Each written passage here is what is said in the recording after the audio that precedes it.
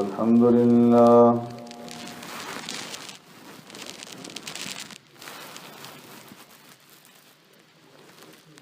لله نحمده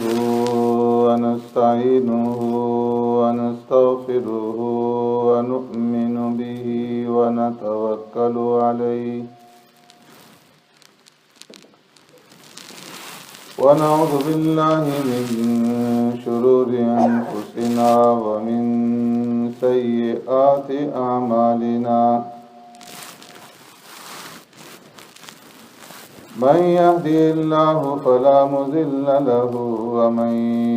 يضلله فلا هادي له ونشهد أن لا إله إلا الله وحده لا شريك له ونشهد أن سيدنا ونبينا ومولانا محمدا عبده ورسوله أرسله الله إلى كافة للناس بشيرا ونذيرا وداعيا إلى الله بإذنه وسراجا منيرا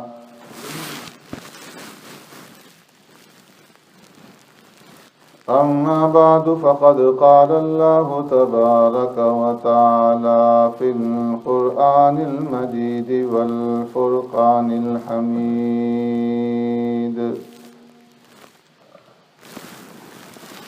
فأعوذ بالله من الشيطان الرجيم بسم الله الرحمن الرحيم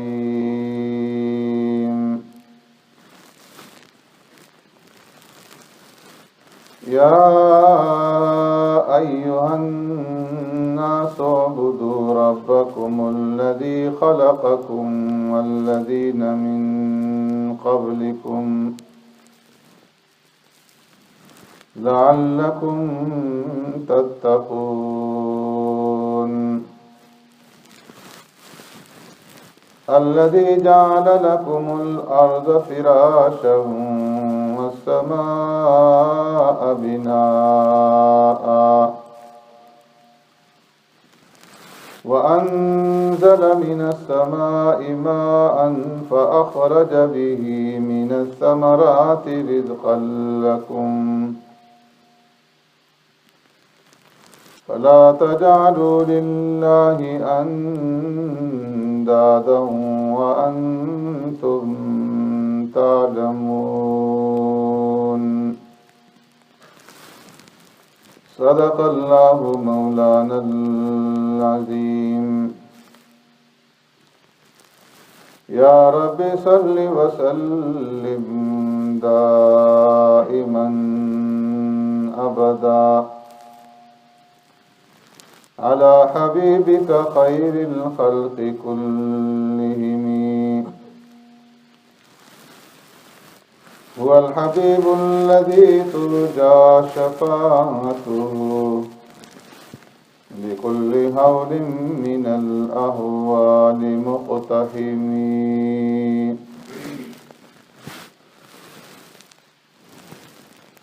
يا أيها الناس اے لوگو اعبدوا ربکم عبادت کرو تم اپنے پروردگار کی الذی خلقکم وہ پروردگار جس نے تمہیں پیدا کیا والذین من قبلکم اور ان لوگوں کو پیدا کیا جو تم سے پہلے تھے لعلکم تتقون تاکہ تم بچو الذی جعل لکم الارض وہ پروردگار جس نے بنا دیا تمہارے لیے زمین کو فراشا بچھونا والسماء بناء، اور بنا دیا آسمان کو چھت، وَأَنزَلَ مِنَ السَّمَاءِ مَاءً، اور اتارا آسمان سے پانی، فَأَخْرَجَ بِهِ مِنَ الثَّمَرَاتِ، پس نکالا اس پانی کے ذریعے سے پھلوں میں سے، رِزْقًا لَكُمْ، رزق تمہارے واسطے، فَلَا تَجْعَلُوا لِلَّهِ أَندَادًا، پس نہ ٹھہراؤ واسطے اللہ کے شریک، وَأَنْتُمْ تَعْلَمُونَ، اور تم تو جانتے ہو، آمنت باللہ وبآیاتہ،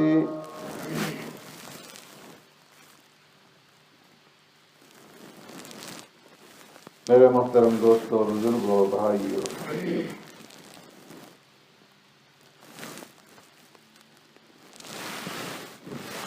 گزشتہ جمعہ میں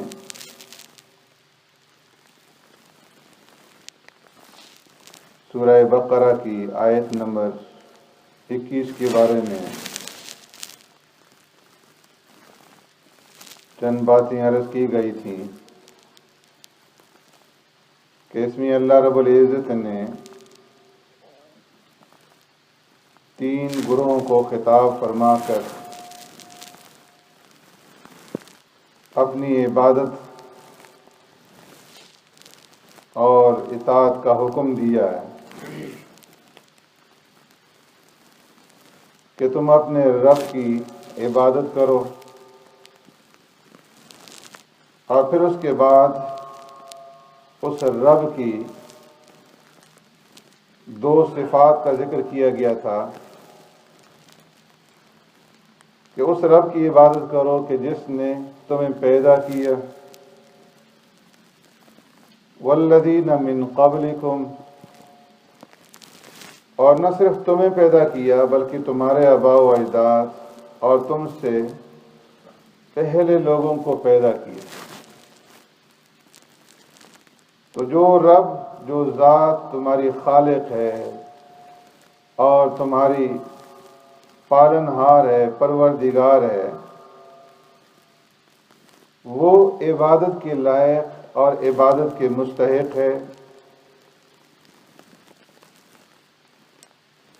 اور اس نے نہ صرف تمہیں پیدا کیا بلکہ تمہارے آباء و اجداد اور تم سے پہلے لوگوں کو بھی پیدا کیا۔ یہاں پر فرمایا والذین من قبلکم، ان لوگوں کو پیدا کیا جو تم سے پہلے تھے،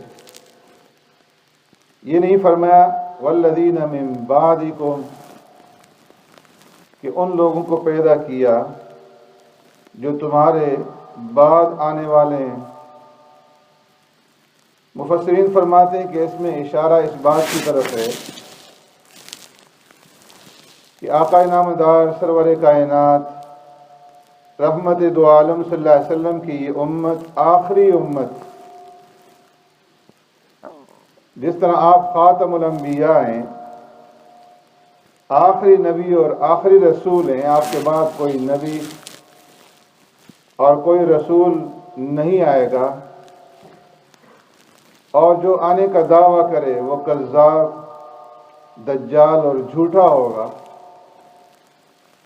اسی طریقے سے آپ صلی اللہ علیہ وسلم کی جو امت ہے یہ آخری امت ہے، اس کے بعد کوئی اور امت نہیں آئے گی۔ اس لیے اللہ نے یہاں پر والذین من قبلکم فرمایا، من بعدکم نہیں فرمایا، اور فرمایا کہ تم اپنے رب کی عبادت اس لیے کرو لعلکم تتقون، تاکہ تم اس کی پکڑ سے، اس کے عذاب سے بچ سکو۔ اس کے بعد دوسری آیت کریمہ میں اللہ کی مزید صفات بیان کی جا رہی ہے۔ فرمایا الذی جعل لکم الارض فراشا، رب کی تیسری صفت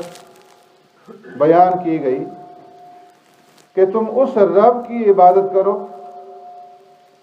جس رب نے تمہارے لیے زمین کو فرش بنا دیا۔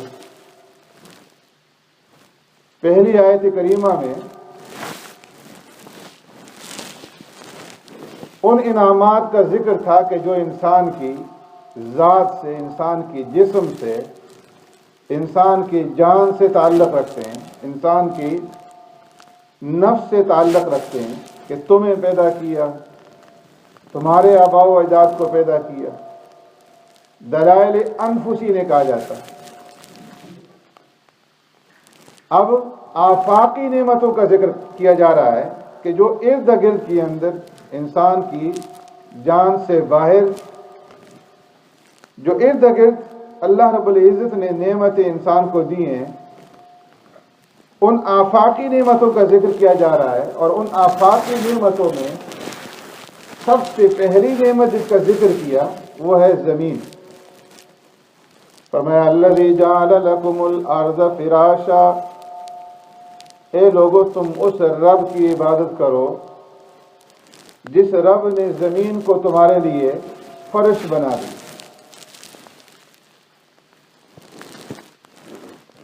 ایسا فرش کہ جو بالکل ملائم اور پانی کی طرح نرم نہیں ہے، کہ اس کے اوپر کوئی چیز قرار ہی نہ پکڑ سکے، اور نہ ایسا فرش ہے کہ جو پتھر کی طرح اور لوہے کی طرح سخت ہو کہ اس سے انسان اپنی ضرورت کا کوئی کام ہی نہ لے سکے، بلکہ اللہ رب العزت نے اس کو نرمی اور سختی کے درمیان ایسا فرش بنا دیا کہ انسان اپنی ضروریات کی ساری چیزیں اس فرش سے حاصل کر سکتا ہے۔ اگر یہ لوہے کی طرح زمین کا یہ فرش سخت ہوتا، انسان کھیتی باڑی نہ کر سکتا، اور اس کے اندر نہریں نہ کھود سکتا، کنویں نہ کھود سکتا، مکانات تعمیر نہ کر سکتا،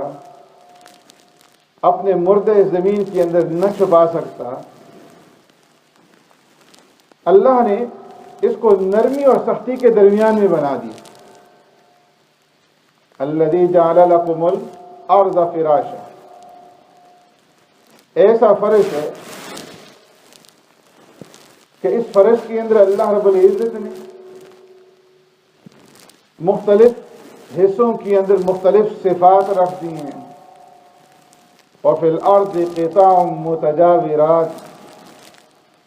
زمین کے مختلف ٹکڑے مختلف حیثیتیں رکھتے ہیں، کوئی ٹکڑا سخت ہے، کوئی نرم ہے، کہیں گرمی ہے، کہیں سردی ہے، اور کوئی ایسا ریتلا ہے، اور کوئی ایسا ہے کہ جس کے اندر پیداوار کی صلاحیت ہے، اور کوئی ایسا ہے کہ جس کے اندر پیداوار کی صلاحیت نہیں ہے۔ تو اللہ رب العزت نے وفی الارض قطع متجاورات، مختلف حصے زمین کے جو بنائے ان میں مختلف خاصیتیں رکھ دی، اور پھر زمین کے بعض حصے ایسے ہیں کہ اس کے اندر انسان ایک دانہ ڈالتا ہے، اس میں ایسی اللہ نے برکت رکھ دی کہ 700 دانے واپس ملتے ہیں۔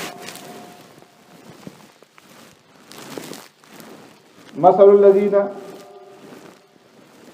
ينفقون اموالهم في سبيل الله كمثل حبة انبتت 7 سنابل في كل سنبلة 100 حبة، ایک دانہ ڈالا 7 بالیاں ہوگی، اور ہر بالی کے اندر 100 دانے، تو 700 دانے مل گئے۔ بعض ایسے ہیں کہ وہاں صرف جھاڑیاں پیدا ہوتی ہیں، اور جھاڑ اور جنگاڑ کے سوا کوئی چیز وہاں پیدا نہیں ہوتی۔ بعض ایسے ہیں کہ ان کے اندر اللہ نے مختلف رنگتیں رکھ دی۔ وانزلنا من السماء ماء فاخرجنا به ثمرات مختلفا الوانها ومن الجبال جدد بيض وحمر مختلف الوانها وغرابيب سود. کوئی پہاڑ جو ہیں وہ سفید ہیں، کوئی سرخ ہیں اور کوئی سیاہ ہیں، مختلف رنگتیں اس کے اندر رکھ. اور پھر اسی زمین کو اللہ نے پانی کا معدن بنا دیا، ایسا ذخیرہ بنا دیا. وانزلنا من السماء ماء، آسمان سے پانی اتارا اور پھر اس پانی کو زمین کے اندر تالابوں کی شکل میں، حوضوں کی شکل میں، کنووں کی شکل میں محفوظ کر دیا. قُلْ أَرَأَيْتُم مِّنْ أَصْبَحَ مَاؤُكُمْ غَوْرًا فَمَن يَأْتِيكُم بِمَاءٍ مَّعِينٍ. میں بتاؤ تم میں سے کون ایسا ہے جو اس کی طاقت رکھتا ہو کہ جب وہ صبح کرے اللہ زمین کو حکم دے دے کہ جو پانی اس نے ذخیرہ کیا ہے اس کو جذب کر لے، تو وہ اپنی پینے کے لیے تر و تازہ اور میٹھا پانی کہاں سے لائے گا؟ وَجَعَلَ لَكُمُ الْأَرْضَ رَوَاسِيَ وَأَنْهَارًا. اللہ نے زمین کے اندر چشمے جاری کر دیے، چشمے رکھ دیے، نہریں جاری کر دی اور دریا بہا دیے. کوئی بڑے دریا ہیں، کوئی چھوٹے ہیں. تو ایسا فرش ہے کہ اس کے اندر پانی کے سارے ذخائر جمع ہیں. اور پھر ایسا فرش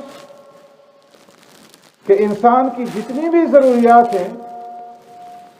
وہ اللہ نے اس فرش کے اندر رکھ دی ہیں. کہیں پر اس زمین کے اندر سے سونا نکل رہا ہے، کہیں چاندی نکل رہی ہے، کہیں تانبا نکل رہا ہے، کہیں لوہا نکل رہا ہے،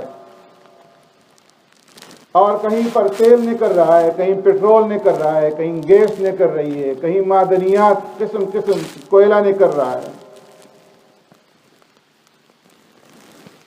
کہیں پر سنگ مرمر ہے، کہیں بڑے بڑے پتھر ہیں پہاڑوں کی صورت میں کہ جن کو اللہ نے اوتاد اور میخ بنا دیے زمین کے لیے، کہیں چھوٹے چھوٹے پتھر ہیں کہ اس کو انسان زینت کے طور پر اپنی انگوٹھیوں میں استعمال کرتا ہے. تو اللہ نے زمین کے اندر طرح طرح کی معدنیات رکھی. تو فرمایا الذی جعل لکم الارض فراشا. اے انسانوں، اس رب کی عبادت کرو کہ جس رب نے اس زمین کو تمہارے لیے فرش بنا دیا، اور ایسا فرش کہ ساری ضروریات اور ساری چیزیں اس فرش کے اندر رکھ دی.